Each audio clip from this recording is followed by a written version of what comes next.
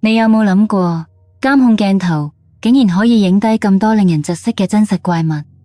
由喺井入面憑空出現嘅細長人形，到完美偽裝成家犬嘅恐怖皮行者，再到被邪靈附身之後可以直立行走嘅貓，呢啲嚇人嘅生物唔單止真實存在，甚至好可能就潛伏喺暗處，正偷偷窺視住你。接落嚟，你即將見到嘅每一幀畫面，都會徹底顛覆你一直以嚟嘅認知。記得訂閱異常目擊，所有嘅目擊全部都係真相嘅碎片。呢間農舍嘅監控原本只係用嚟睇住護衛犬，點知有一晚竟然拍到咗更加邪惡嘅存在。遠處突然出現一隻似狗非狗嘅生物，直到成群狗開始察覺到唔對路，就喺嗰一刻，個怪物終於露出咗佢嘅真面目。佢用兩條腿直立企起身，嗰係一個又醜又細長嘅怪物，一邊發出尖銳嘅叫聲，一邊向其中一隻狗猛衝過去。佢以四腳生物根本無法達到嘅速度猛然企起身，呢隻就係一種潛行獵食嘅沉淪行者。但係另一隻狗即刻撲上去，喺一瞬之間救返自己嘅同伴。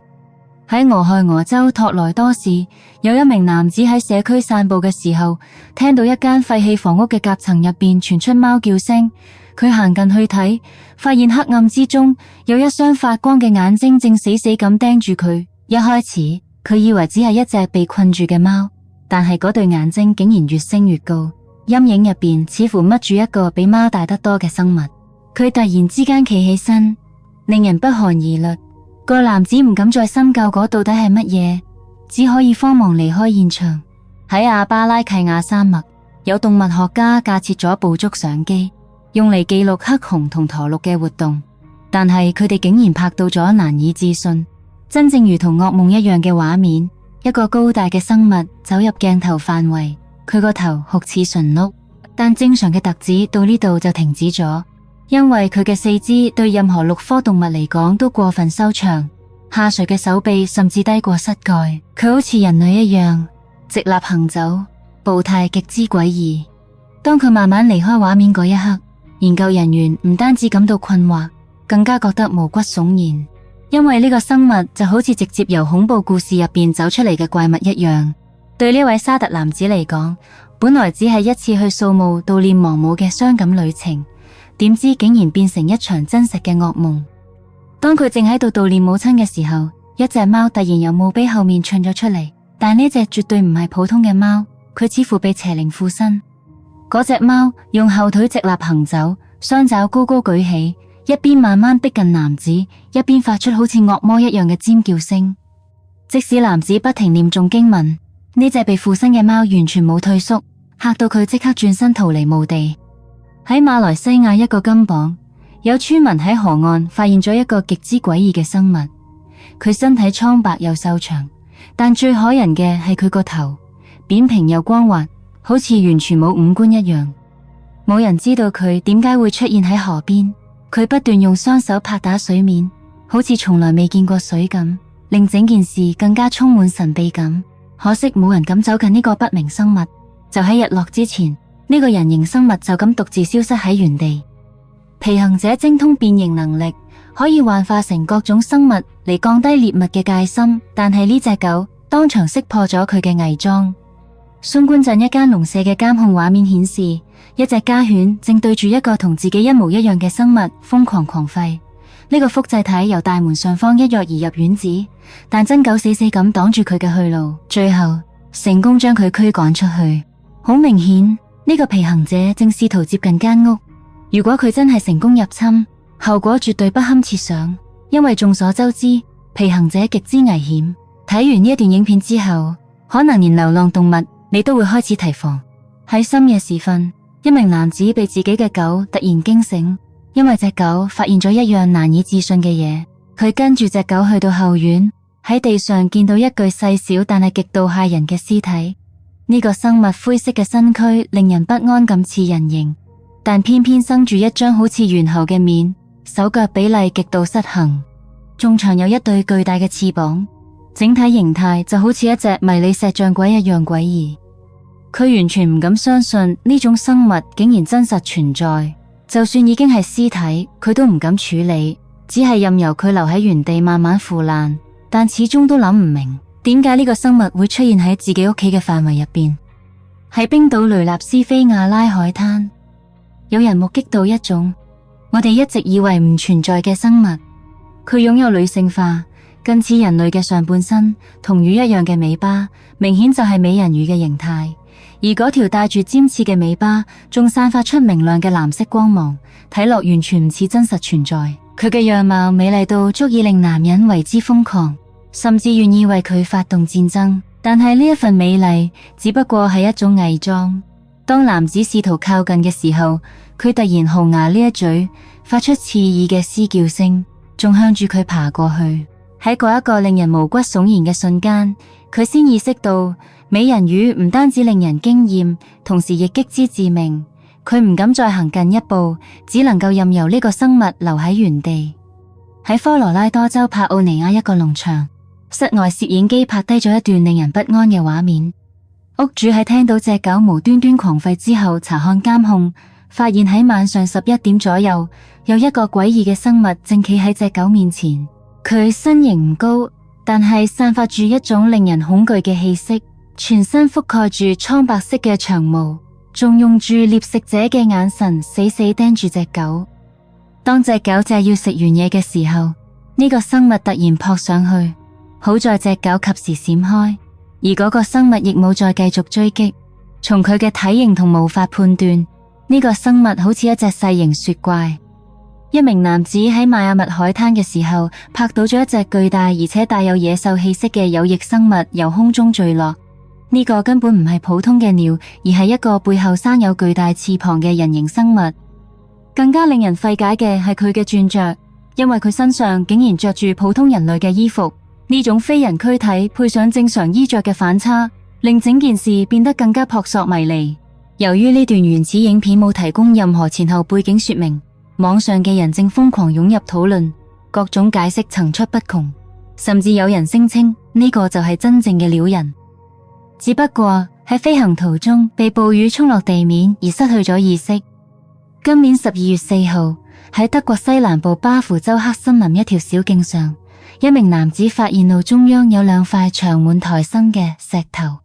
但同普通石頭唔同，呢啲石頭竟然係有生命嘅。當隻狗行近嘅時候，佢哋迅速作出反應，喺一瞬之間，由佢哋嘅外殼入邊綻放出精緻嘅紫色花朵。當男子將呢段影片俾當地居民睇嘅時候，佢哋將呢種生物稱為會行走嘅苔石。根據當地傳說，呢啲其實係瓦爾德蓋斯特嘅一種形態，翻譯過嚟就係每年只會現身一次嘅森林精靈。喺墨西哥聖何塞德格拉西亞，一名男子發現自己嘅馬連續幾日行為異常，成日縮埋一邊，神情呆滯，好似受到某種驚嚇。於是佢架設攝影機，想影低令接馬不安嘅原因。結果鏡頭竟然拍到兩個面容可怖、戴住尖帽嘅詭異地精，一個騎喺馬背上，另一個仲喺度幫馬偏便。男子透過手機見到即時畫面之後，立即衝出去想親眼確認。但呢啲狡猾嘅生物一察覺到自己被發現，就即刻迅速逃走咗。喺特拉華州，有一位居民朱利安默瑟拍到一個喺社區四處遊蕩嘅可怕生物。呢個黑影有住異常細長嘅身軀、粗壯嘅尾巴，仲有會不斷變化形態同大小嘅四肢。當佢開始移動嘅時候，朱利安即刻由窗口放出無人機進行追蹤，而附近嘅居民全部都匿喺屋入邊，嚇到連窗都唔敢開嚟望。呢個生物喺街道之中潛行，好似正喺搜尋獵物一樣。不過朱利安嘅無人機並冇追蹤到好耐，因為嗰個生物實在太狡猾，無人機仲未睇清楚佢嘅去向，就已經完全跟鬥咗。一名潛水員喺東非維多利亞湖探險嘅時候，發現咗呢條魚蟲，外形嘅令人毛骨悚然，又帶住一種莫名嘅吸引力。於是佢將呢個生物帶返屋企，放入水槽入邊飼養。呢個生物嘅外形極之怪異，全身覆蓋住扭曲嘅金色甲殼，圓形嘅灰色頭顱令人不寒而慄，口中嘅牙齒仲不斷發出哈哈聲。佢上網查詢之後先知道，呢種生物叫南極鱗蟲，一種專為漆黑深海而生嘅恐怖海洋獵手。但係佢始終諗唔明點解呢種深海掠食者會出現喺熱帶湖泊入邊。就喺晚上11點前幾分鐘，一個令人背脊發涼嘅高大生物出現喺懷俄明州一個農場嘅羊圈旁邊。呢個蒼白嘅生物起碼有2.4米高，面容真躝得好似噩夢一樣，滿口尖牙，睇落可以輕易咬碎骨頭。但係奇怪嘅係，佢根本冇打算偷羊。當牧羊犬狂吠驅趕佢嘅時候，佢突然抬頭發出一種好似信號嘅嚎叫聲。與此同時，另一部攝影機拍到更加詭異嘅畫面。當牧羊犬被第一個生物吸引住注意力嘅時候，第二個生物從圍欄後面偷偷潛入嚟。佢有住細長嘅四肢，末端係怪異嘅爪狀結構，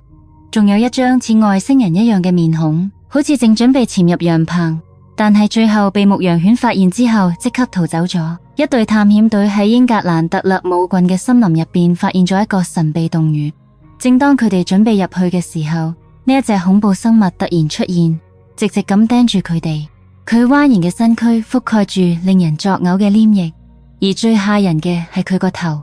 呢個兇惡嘅生物有住類似爬行動物嘅頭顱，上面仲長住多條觸手狀嘅附肢。佢嘅外形好似傳說中嘅洞穴蠕蟲，一種具有強烈領地意識嘅神話生物，可以鑽穿堅硬嘅岩石，長期棲息喺黑暗嘅洞穴之中。傳說凡係踏入佢巢穴嘅人都冇一生還。好在佢哋最終冇踏入洞穴入邊，喺波恩特普萊森附近嘅野外攝影機拍到。喺西弗吉尼亞州森林入邊，原本用嚟監測鹿同郊狼嘅攝影機，竟然意外捕捉到真實嘅飛蛾人。呢個生物體型巨大，全身長滿毛，好似人類一樣用雙腳行走。鏡頭只拍到佢部分面部，但已經可以見到佢嗰張異常扁平嘅面，毛皮外仲豎起似小熊一樣嘅耳仔，而佢孭埋更加長有一對蝙蝠咁巨大嘅翅膀。之後佢震動雙翼，直接衝上雲霄。科學家喺檢視錄影片段嘅時候，全部震驚不已，因為目擊地點正正就喺飛蛾人博物館附近，呢個怪物傳說最初誕生嘅地方。今年8月1號，一班漁民出海準備大豐收，點知竟然意外目擊到一隻神秘巨獸。事件發生喺加拿大奧卡納根谷地一場釣魚比賽期間，當時佢哋見到一個黑色生物由水面升起，佢有住光滑發亮嘅身體同修長嘅頸部，同佢哋平時喺嗰片水域見到嘅有鱗魚類完全唔同，甚至仲有一條好似蛇一樣嘅長尾。團隊一度覺得如果可以捕獲佢，可能有機會贏得比賽，但其中一個人認為呢樣嘢可能極之危險，最後佢哋選擇離開。呢種生物實在令人震驚，甚至會令你懷疑佢係咪嚟自外星。喺呢段嚇人嘅影像入邊，當農夫將羊困喺籠入邊嘅時候，一隻恐怖怪物突然由狗舍入邊爬咗出嚟。佢頭上生有彎曲嘅犄角，面部狹長，而一對巨大嘅發光眼睛喺潛行時變得更加明亮，帶住明顯嘅捕食意圖慢慢逼近。但係呢隻怪物估錯咗形勢，因為山羊並唔係毫無防備，一隻德國牧羊犬突然由後方衝出，將呢個怪物撲倒。兩隻生物隨即撕咬纏鬥，變成牙齒同利爪之間嘅激烈較量，最終由隻狗佔據上風並成功擊退對方。呢段令人震驚嘅畫面正喺網上瘋狂流傳。喺佛羅里達州，一名男子為咗執返跌咗落蠔魚水溝嘅鎖匙，爬入咗下水道。本來只係一個好簡單嘅行動，點知最後變成一場噩夢。喺狹窄嘅隧道入邊，佢見到一個龐然大物半浸喺漆黑又污濁嘅水之中。呢個生物帶住類似人形嘅輪廓，皮膚呈現一種病態嘅藍色，好似魚一樣。佢長住濕漉漉嘅頭髮貼住塊面，手臂仲延伸出鰭狀結構，而最嚇人嘅係佢嗰對斜掉嘅眼睛，因為完全係一片慘白。之後佢向男子發出嘶嘶聲，男子即刻明白呢個係警告佢後退，於是佢立即逃離下水道，最終保住咗自己條命。咁今期內容就講到呢一度為止。你對今期入邊邊一個發現覺得最震撼呢？又或者你仲知唔知其他類似嘅詭異事件？歡迎喺下面留言同我哋一齊分享。我哋下期再見，記得訂閱異常目擊。